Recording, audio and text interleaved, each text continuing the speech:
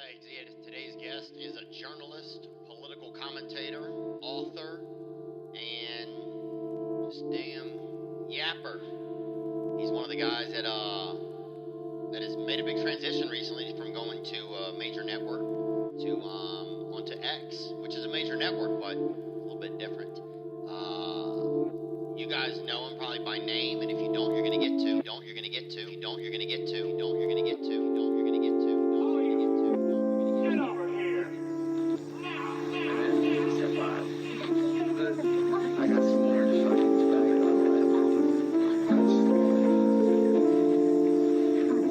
What do we do? You drive through America recently, it's like not in good shape at all. It's kind of poor, actually, shockingly poor. And people should be really mad about that. And instead they're mad about whatever, Israel, Hamas. I mean, I get it. I think they're, I understand people are upset on both sides. However, it's unhealthy to spend all your time in your head enraged about a foreign conflict when your own country is suffering so badly. Like, we need that energy, that constructive energy here. And I never hear anybody say, 108,000 people died of fentanyl ODs last year in my country. Oh, yeah. Like young people, a lot of whom weren't doing fentanyl. They were taking Percocet or benzos, and they ingested a pill with fentanyl in it, and they died. They were poisoned to death, okay? That's unbelievable. That's outrageous. No one seems mad about that. Yeah. They're mad about some foreign war, and what a waste. Because we can't control that anyway. Yeah. Yeah. Yeah. Yeah. Yeah, well, I think it's a lot. That opioid epidemic thing, like I remember watching that show. What was that show that I really liked? Yeah, Dope Sick. You see Dope Sick? No. Man. I don't know if I can handle it. But I live in a place with a lot of that, so I see it. But no, sobriety's been cool for me, man. But it was tough the first 6 weeks. Like, what'd you do? Yeah, I think what's tough is like having to quit something, Yeah. Having to not have a beer if you need it, having to not like have something to give me a little bit of respite. That's a lot of it. Did you go off everything?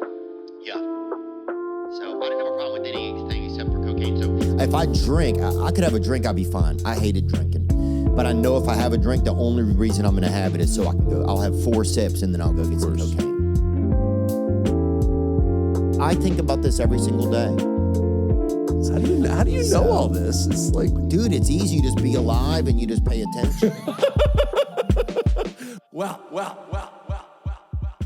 Yeah, the next day was horrible. The things I'd have to apologize for. Yeah. What's the freakiest thing you did while on cocaine?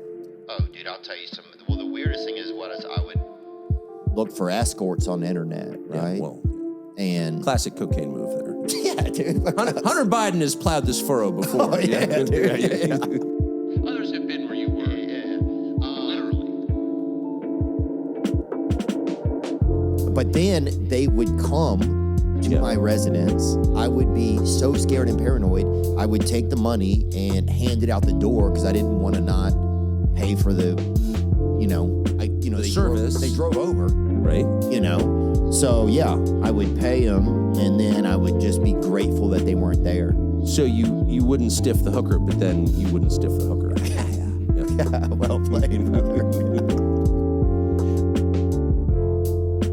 But yeah, that was kind of the toughest part because I was just looking for some kind of connection. Of course. And that's a real thing what you just said. I get that. I didn't know how to get it. Because it's isolating. Drugs and alcohol are isolating. You're really about yourself when you're doing them. And part of you wants to reach out and connect with someone else. I think that's absolutely right. As I always say to my kids, everybody knows who you really are. Everybody knows who you really are. Who you really are. Who you really are. Who you really are. Who you really are. Everybody already knows what your bad qualities are, and they love you anyway. So don't even try and hide them. I'm sure people who are like alcoholic or bad temper or secretly gay or whatever. And they're like, oh, no one knows. No one knows. It's like everybody knows. Are you kidding? And again, they love you anyway. Yeah. So you don't need to hide it. Just be who you are. And when you are, you are so liberated. It's this massive weight coming off you. It's like, yeah, kind of fucked up, but, more than some.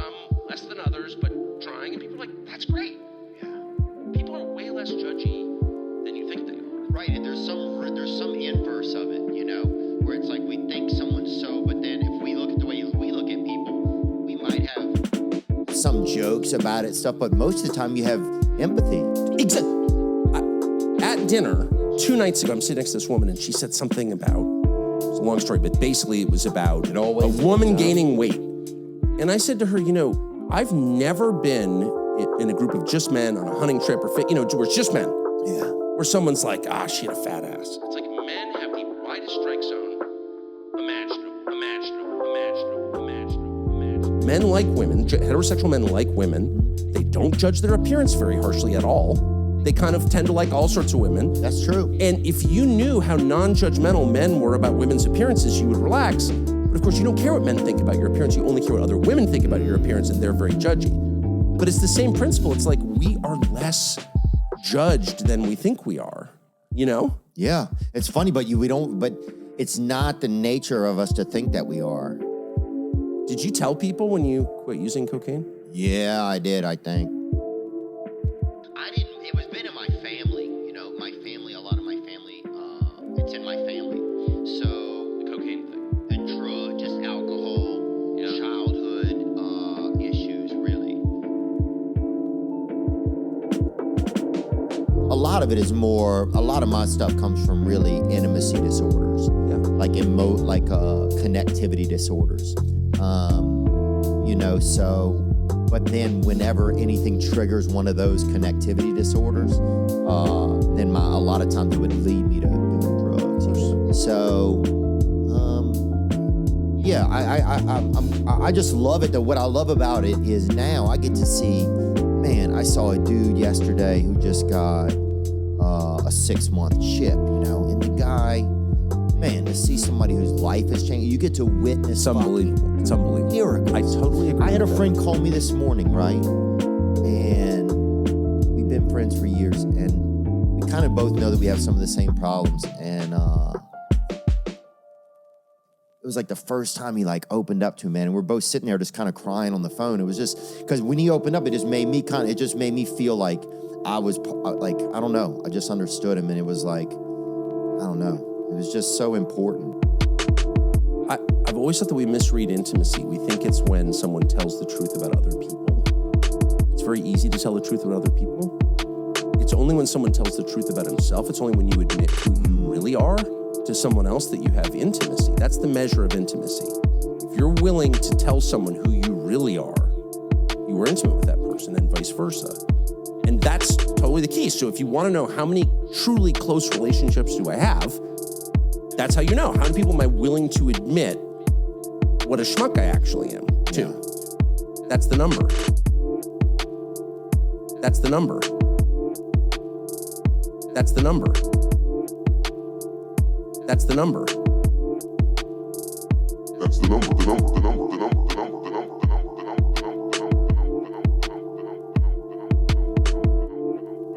the number, the number, the number, the number, the number, the number, the number. Demons be gone! Be gone, demons. Be gone! Leave this studio!